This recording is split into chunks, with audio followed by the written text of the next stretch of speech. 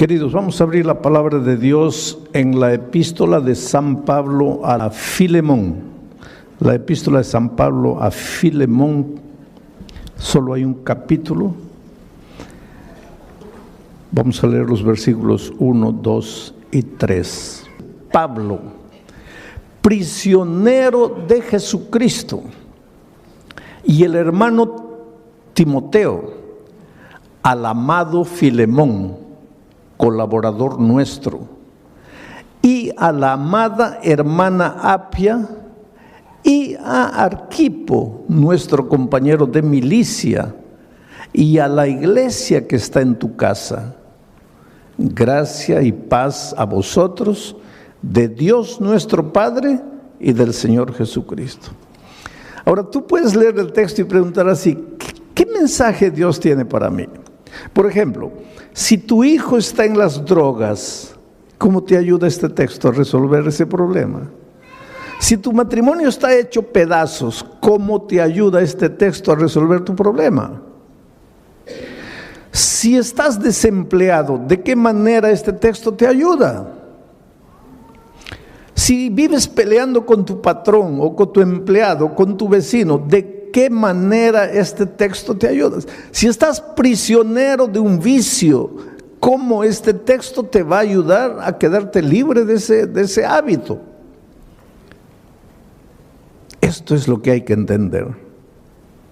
Y ese es el trabajo del predicador. Y es por eso que el predicador, antes de venir a predicar una hora, tiene que estar horas y horas y días y semanas analizando el texto y estudiando y tratando de entender y pidiéndole a Dios iluminación. Pero aquí hay un mensaje poderoso para ti.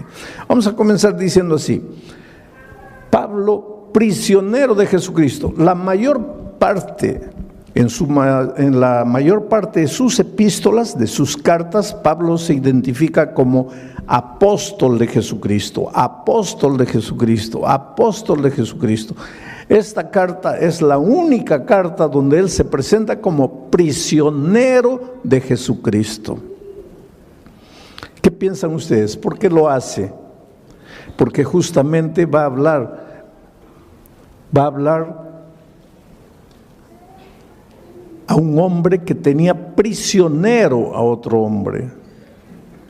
En esta carta Pablo va a hablar de libertad, pero antes de hablar de libertad necesita hablar de esclavitud, de prisión. Cuando Pablo dice, Pablo, prisionero de Jesucristo, estaba preso en Roma, pero no se llama él prisionero de Jesucristo porque estaba preso en Roma. Él se dice prisionero de Jesucristo, no prisionero por Jesucristo. Estaba preso por causa de Jesucristo. Pero ese no es problema. El sufrimiento que viene a tu vida por causa de Jesucristo, ese no es problema. Lo que él quiere destacar es que él es prisionero de Jesucristo. Y es prisionero del amor, por el amor. Una cosa es ser prisionero de la fuerza, por la fuerza. Y otra cosa es ser prisionero del amor, por el amor. En los tiempos de Pablo había en el Imperio Romano y en todo el territorio que el Imperio Romano dominaba, había 5 millones de esclavos, por lo menos. ¿Cuántos habitantes tiene Sydney? Australia tiene 20 millones. Sydney no debe tener más de 5 millones. O sea, todos los habitantes de Sydney y más era la cantidad de prisioneros que había en los territorios que dominaba el Imperio Romano. Mucho esclavo. Ahora, tú sabes que el esclavo no tiene voluntad propia. Porque el esclavo no puede ir a donde quiere, el esclavo no puede hacer lo que quiere, el esclavo no puede estudiar, el esclavo no puede comprar, el esclavo no puede vender, porque el esclavo no es dueño de nada, el esclavo no se pertenece a su señor, a su patrón. En esos tiempos habían patrones que compraban esclavos jóvenes solo para que ellos procreasen 15, 18, 20 hijos. ¿Para qué? Para vender a los esclavitos, porque ellos, los esclavos, no eran dueños ni de sus propios cuerpos, ni de sus hijos. El esclavo no tenía vida. En el fondo, al terminar la serie de estudios de Filemón, tú te vas a dar cuenta que todos nosotros somos esclavos. Esclavos del pecado, esclavos de las circunstancias, esclavos de hábitos, esclavos de nuestro carácter, esclavos del dinero, esclavos de los placeres, esclavos, en el fondo, todos esclavos de un enemigo que quiere destruirte, que quiere verte infeliz, que quiere arruinarte. En los tiempos de Pablo había unos hombres ricos llamados mecenas. Después, más adelante, los mecenas fueron conocidos como hombres ricos que ayudaban a artistas, a pintores, a escritores, a músicos. Pero originalmente el mecenas era un hombre rico que tenía un gran corazón, que veía cómo los patrones esclavizaban y masacraban y hacían sufrir a su esclavo. Entonces ese hombre rico, como tenía mucho dinero, iba y le decía al patrón: ¿cuánto quieres por este esclavo? 10,000 dólares. Muy bien, aquí están tus 10,000 dólares, dame al esclavo. Entonces se lo llevaba al esclavo a su tierra, a su casa. Y cuando llegaba aquí le decía: mira, te he comprado, pero ahora estás libre. ¿Cómo libre? Libre. Pero no has pagado 10,000 dólares. Sí, pero no he pagado 10,000 dólares para esclavizarte. He pagado 10,000 dólares para darte la libertad. Estás libre. Y ese esclavo se sentía tan comprometido, tan sensibilizado, que a veces le decía: mira, gracias, pero no quiero ser libre. Yo quiero ser tu esclavo. Y entonces el mecenas le decía: está bien, si quieres puedes quedarte en casa. Sí, pero te voy a servir. Está bien, si quieres puedes servirme, pero recuerda que lo vas a hacer por amor, no por la fuerza. Allá eras esclavo por la fuerza.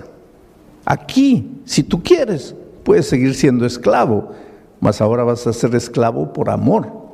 Me sirves no por obligación, me sirves porque quieres, me sirves porque me amas, me sirves por gratitud, no por obligación. Entonces, en este mundo, querido, tú tienes que escoger: o ser esclavo del enemigo de las almas por la fuerza, o ser esclavo de Jesucristo por amor. Por eso Pablo se identifica aquí como esclavo de Jesucristo por amor. Y ahora tú te preguntas: pero pastor, ¿no es la misma cosa? No, no es la misma cosa. Cuando tú le entregas la vida a Jesucristo, es porque te enamoras de Él. Porque entiendes que un día tú estabas aquí en la miseria, oprimido. Queridos, esto aquí no es vida. Esto aquí no es vida. Eres esclavo de cosas, de detalles. El enemigo te tiene aquí masacrado. Por eso Pablo, en su epístola a los Colosenses, le llama a esto el reino de la muerte. Tú te escapas del Señor Jesucristo, vienes para esta tierra pensando que vas a ser libre y te entregas al reino de la muerte. Aquí no eres feliz. Aquí tu hogar se destruye. ¿Por qué? Porque tú mismo estás destruido por dentro.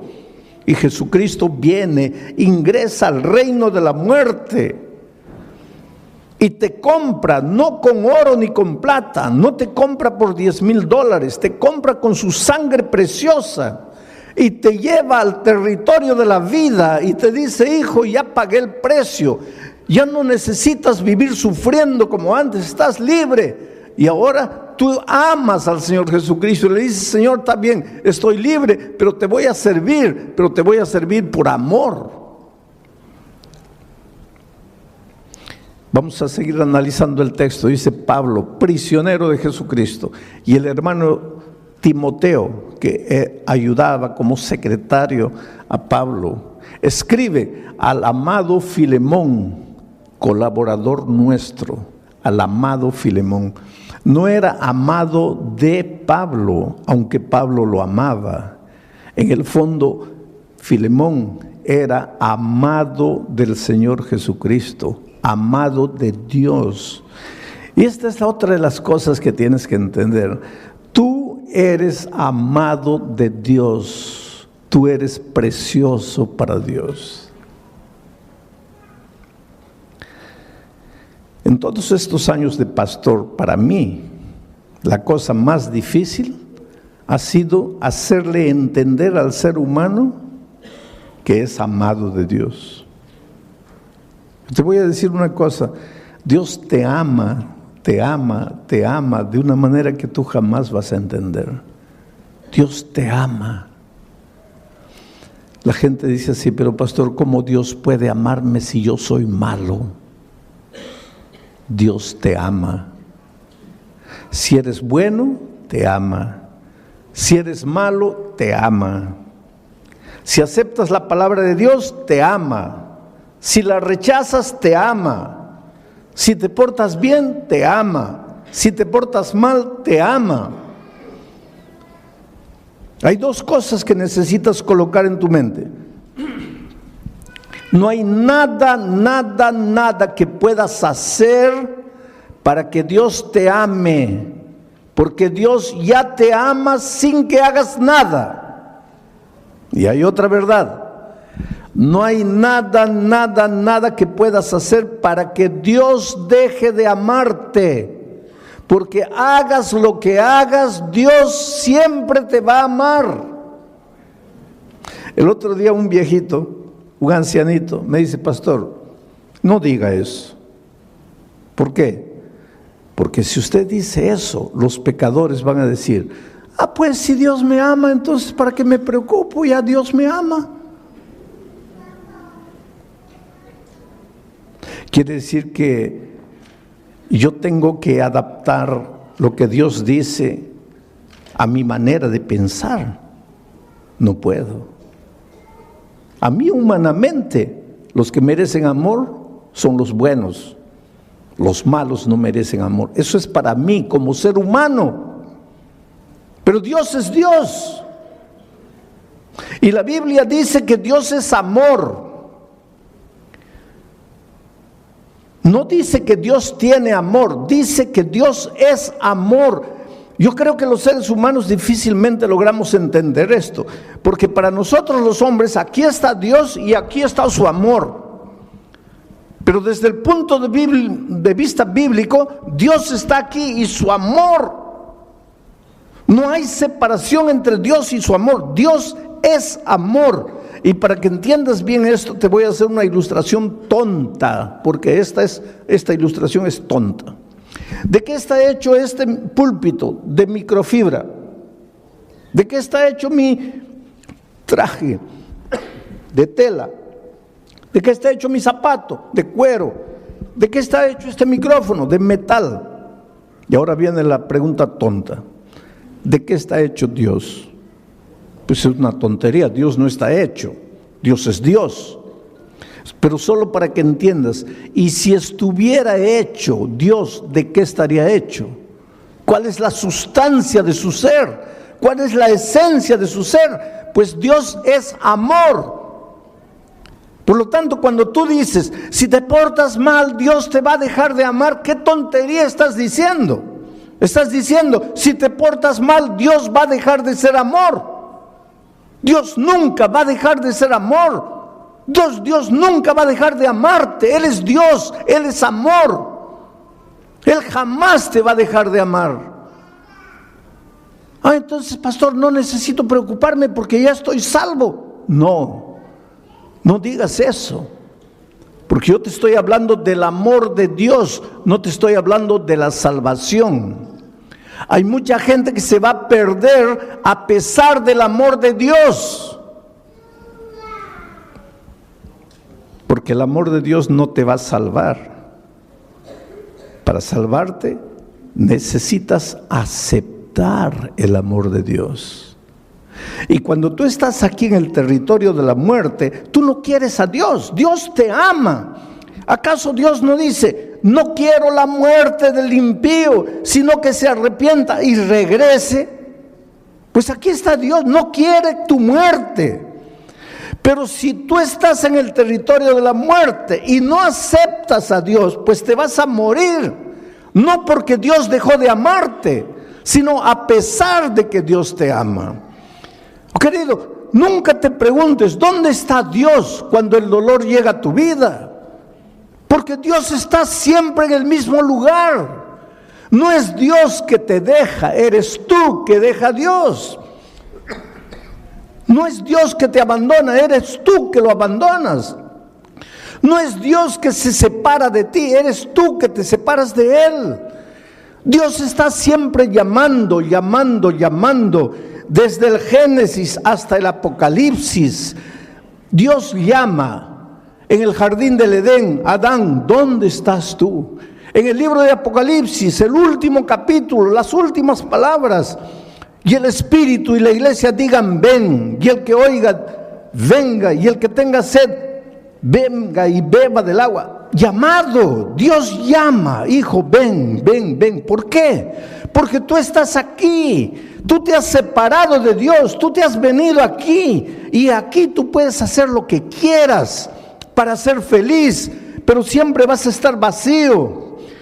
Llega la noche, no puedes dormir, tienes ganas de llorar, no sabes por qué. Te esfuerzas, nada te sale bien, te casas lleno de amor, en poco tiempo tu hogar está destruido. Traes al mundo un hijo con alegría, lo educas, lo amas, cuando llega a grande él se destruye solo. No sabes qué hacer, no tienes paz. ¿Por qué? Porque estás separado de Dios. Aquí en el territorio de la muerte puedes hacer lo que quieras. Nunca vas a estar completo. Necesitas devolverte al Señor Jesucristo. Aquí eres esclavo del enemigo por la fuerza. Necesitas ser esclavo del amor por el amor. Y eso es lo que Pablo dice. Pablo, prisionero de Jesucristo, y el hermano Timoteo, al amado Filemón, colaborador nuestro, y a la amada hermana Apia y Arquipo, nuestro compañero de milicia. ¿Quién era Apia, esposa de Filemón? ¿Quién era Arquipo, hijo de Filemón y de Apia? Interesante que Pablo dice que en la casa de ellos había una pequeña iglesia. La iglesia cristiana en sus orígenes no construyó templos. Tú sabes que el primer templo fue construido por un emperador muy conocido por nosotros, porque ese emperador tuvo dos ideas, entre comillas, extraordinarias para él y para el enemigo de Dios. ¿Sabes cuáles fueron esas dos ideas? La primera idea: cambiar el día de reposo del sábado para el domingo. ¿Cómo se llamó ese emperador? Constantino. Pero él tuvo una segunda idea: construir un templo. Porque hasta Constantino nunca se había construido templos. Y te estoy hablando del siglo III. ¿Y dónde se reunía la iglesia cristiana en sus primeros años? En las casas o en las sinagogas, porque habían judíos enteros que se convertían y la sinagoga se quedaba vacía. Y entonces se reunían en las sinagogas, pero en la sinagoga no había púlpito, la gente no estaba ahí y el predicador aquí. En la sinagoga las bancas eran así. Entonces se conversaba, se estudiaba. Y después en las casas. Y en la casa de Filemón estaba su esposa Apia, su hijo Arquipo, y ellos se reunían en la casa para estudiar la palabra de Dios, invitaban a sus vecinos, y entonces esa familia de 3 ya tenían 4, 8, 10 estudiando la palabra de Dios, y cuando ya se hacía un grupo que no cabía en la sala, entonces se dividía el grupo y se abría en otra casa, y cuando se llegaban a 12, se dividían y se iban a otra casa y la iglesia se multiplicaba de esa manera. Pero entonces Constantino inventó el templo. Como él se convirtió al cristianismo entre comillas, pues ahora tenía todo el dinero del gobierno, construyó un templazo enorme y las personas salieron de las casas y se fueron al templo. Y ahí entró el problema. Se acostumbraron a quedarse sentadas oyendo a un hombre y desapareció la vida de la iglesia. Si tú quieres devolverle vida a la iglesia, no digo ahora que no nos reunamos como cuerpo todos en un templo, pero la vida de la iglesia tiene que estar en las casas, en los grupos pequeños en las casas. Esto es bíblico. Y en los lugares donde la iglesia ha vuelto a vivir en las casas, la iglesia crece espiritualmente y se multiplica, porque es más fácil para el vecino caminar 10 pasos a la casa del vecino que caminar 15 kilómetros hasta el templo. Entonces la vida está en las casas. Era así que la iglesia se multiplicaba en los primeros años. Pero mi mensaje esta noche está en el último versículo. Gracia y paz a vosotros, de Dios nuestro Padre y del Señor Jesucristo.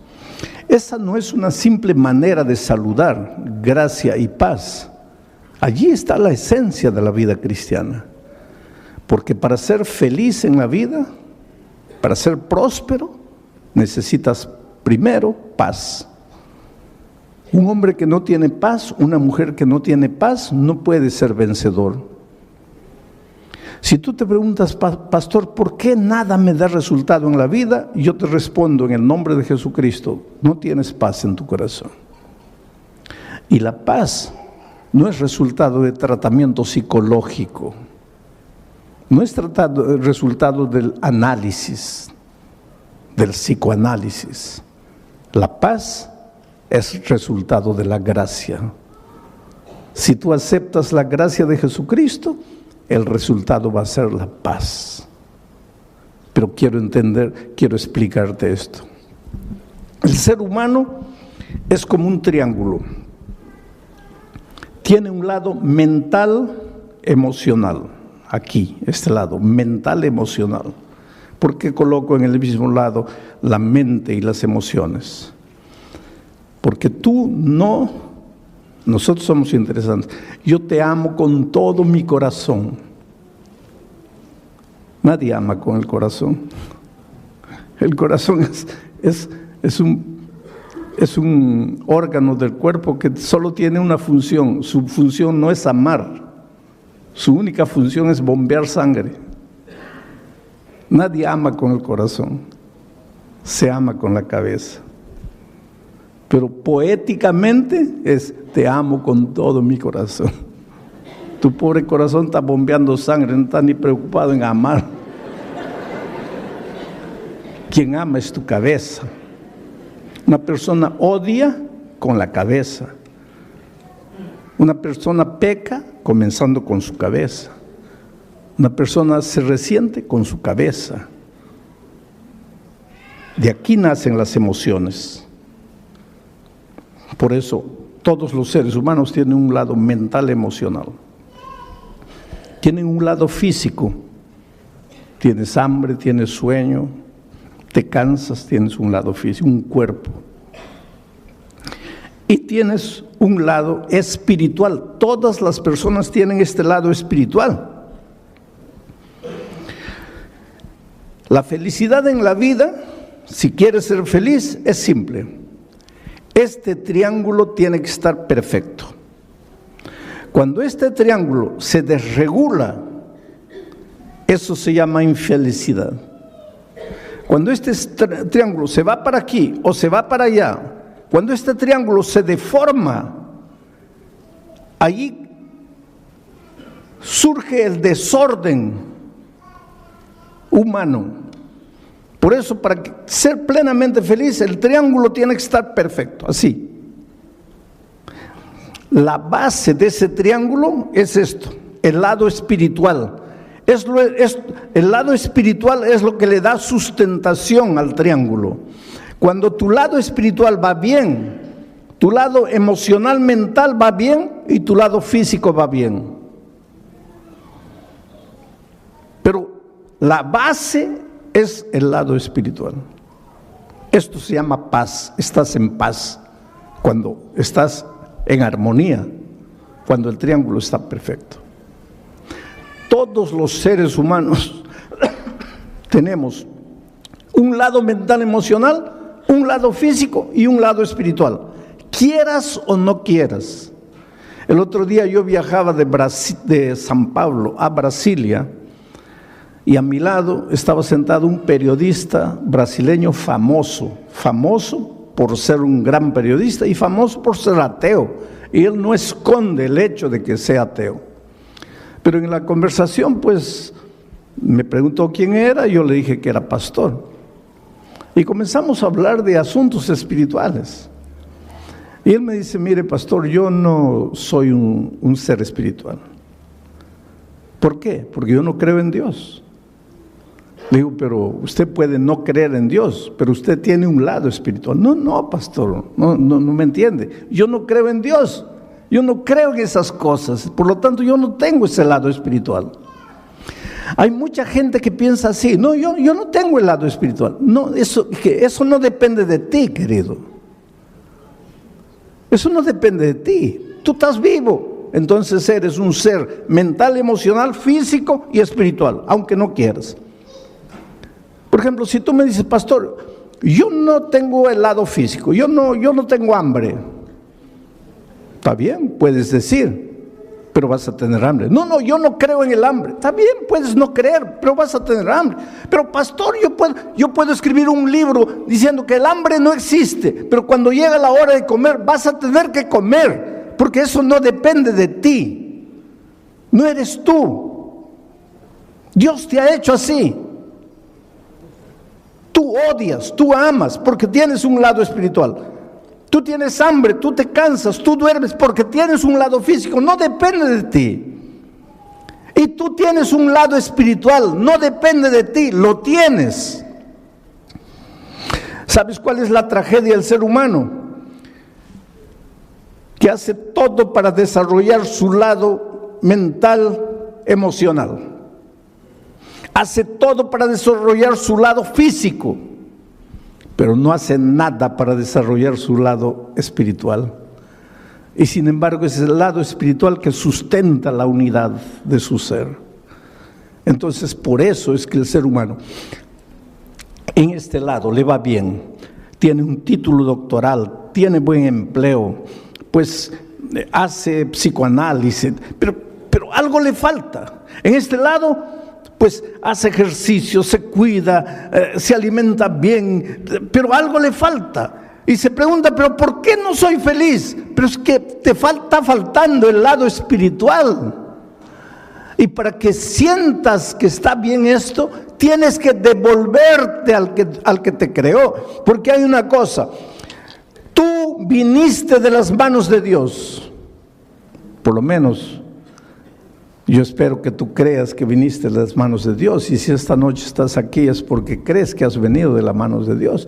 Si no viniste de las manos de Dios, solo puedes ser fruto de la evolución. Hay mucha gente que cree que el ser humano es fruto de la evolución. Si eres fruto de la evolución, entonces eres fruto del acaso.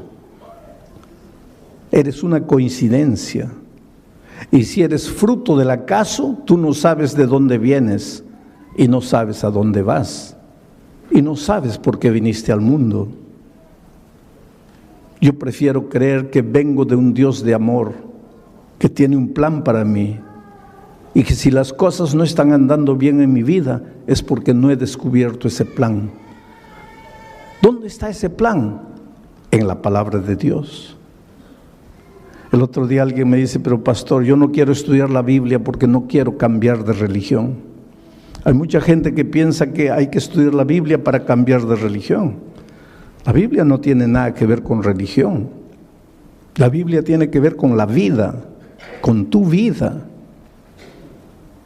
Por eso Pablo, cuando empieza su carta, dice, te deseo paz, pero nunca vas a tener paz si primero no tienes gracia? ¿Qué cosa es gracia? Viene de la palabra gratis. No tienes que hacer nada para salvarte. No tienes que comprar la paz. No tienes que comprar el sueño.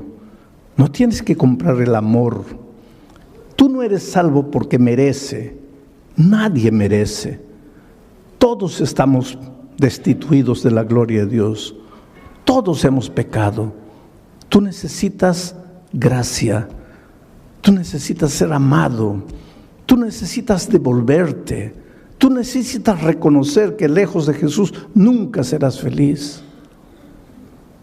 Por eso estas 4 noches te voy a mostrar tu necesidad de Jesucristo. Pastor, ¿esto que acabo de predicar funciona? Claro que funciona. Y te voy a mostrar ahora con una historia de la vida real cómo esto funciona. Yo estaba predicando hace algunos años atrás en la ciudad de Santa Cruz de la Sierra, en Bolivia. ¿Hay algún boliviano aquí? Bueno, ahí hay una señora boliviana, qué bueno. ¿No es de Santa Cruz de la Sierra? No, muy bien. Yo estaba predicando en Santa Cruz de la Sierra. Ahora en el mes de septiembre vuelvo a Santa Cruz de la Sierra, vuelvo a Bolivia para predicar 4 noches, una en La Paz, otra en Oruro, otra en Cochabamba y otra en Santa Cruz. Pero yo estaba predicando en Santa Cruz en un estadio así cubierto para unas 5,000 personas. Y pues todas las noches cuando yo termino de predicar hago un llamado, pido a las personas, ¿cuántos quieren aceptar a Jesucristo y venir aquí adelante? Esta noche también voy a hacer una invitación, más adelante, ahorita no. Pero ¿por qué digo que las personas se levanten y vengan? Por un simple motivo. Yo no soy simplemente un expositor de un tema, yo soy un pastor, yo soy un predicador. Y mi misión no es solo exponerte un tema y decirte que Dios te bendiga. Mi misión es llamarte, traerte a Jesucristo. Es hacer que tú le abras el corazón a Jesús. Y es por eso que al final de mi mensaje siempre digo, ¿cuántos quieren levantarse y venir y entregar la vida a Jesucristo? Y eso es lo que hice allá en Santa Cruz de la Sierra. Y la primera persona que se levantó fue un borracho, un ebrio. Pero no era un ebrio porque hay un ebrio que se puede controlar. Este pobrecito estaba acabado por la vida y vino por el corredor así todo tambaleándose. Y pues lógicamente que la gente comenzó a reír porque seguramente pensaba, ese pobre hombre no sabe ni entiende lo que está haciendo. Y el pobrecito vino aquí y se paró aquí y ni podía estar firme, aquí también estaba todo así. Y lloraba. Y pues tampoco eso es raro porque los borrachos lloran por todo, ¿no? Entonces estaba ahí llorando. Pero lo que me llamó atención es que era un andrajoso, ropa sucia. Se notaba que esa ropa no salía de su cuerpo hace meses. Todo mugriento. Cabello largo, sucio. Barba. Y olía mal, olía feo. Porque después de él, mucha gente comenzó a venir. Pero cuando llegaban cerca de él, así con discreción se retiraban un poco distante, porque no podían aguantar el olor de ese hombre. Horrible. Pero ahí estaba él.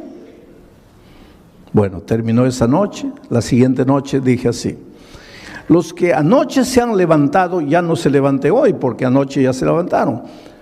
Hoy día yo quiero que se levanten solo los que no estuvieron anoche. A ver, ¿quién es la primera persona que se va a levantar? ¿Y quién aparece ahí atrás? El borracho nuevo. Y llega aquí. Y pues la gente ahora sí se largó a reír, porque dijo, ahí está la prueba de que no entiende nada. Porque si el pastor dijo que los de anoche ya no se levantan y él vuelve a levantarse, pues está borracho.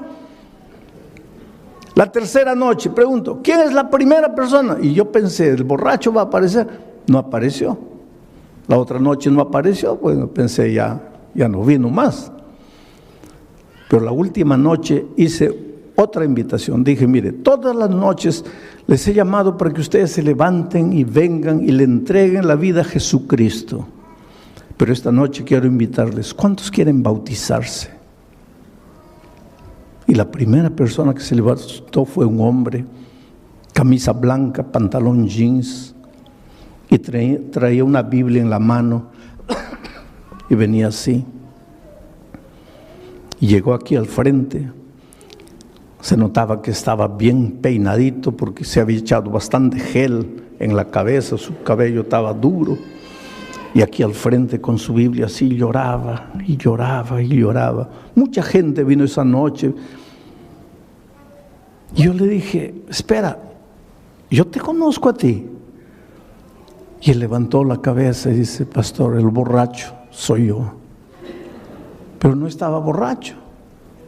Estaba sano, se había bañado, se había cortado el cabello, la barba. Estaba bien vestido.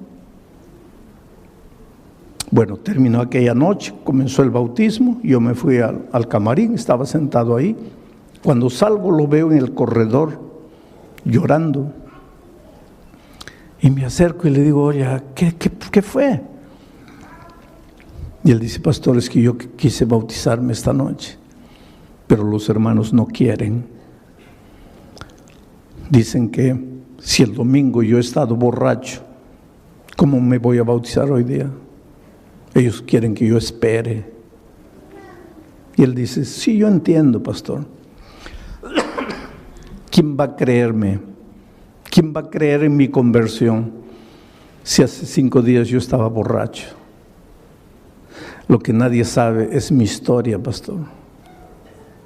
¿Qué historia? Me dice, pastor, yo tenía 20 años, 21 años. Era un ingeniero bien empleado en una de las mejores empresas mineras de mi país. Una carrera profesional brillante. Me casé con otra niña de 20 años. Nos fuimos de miel. Y cuando regresábamos, yo dormité en el tránsito, en el volante. El carro salió, caí a un abismo. Mi esposa murió y yo salí vivo. Y este hombre comenzó a llorar más y dice, pastor, yo maté a mi esposa. Le digo, pero muchacho, me acabas de decir que fue un accidente. Fue un accidente, pastor. Pero quien estaba manejando el carro era yo. Quien dormitó fui yo.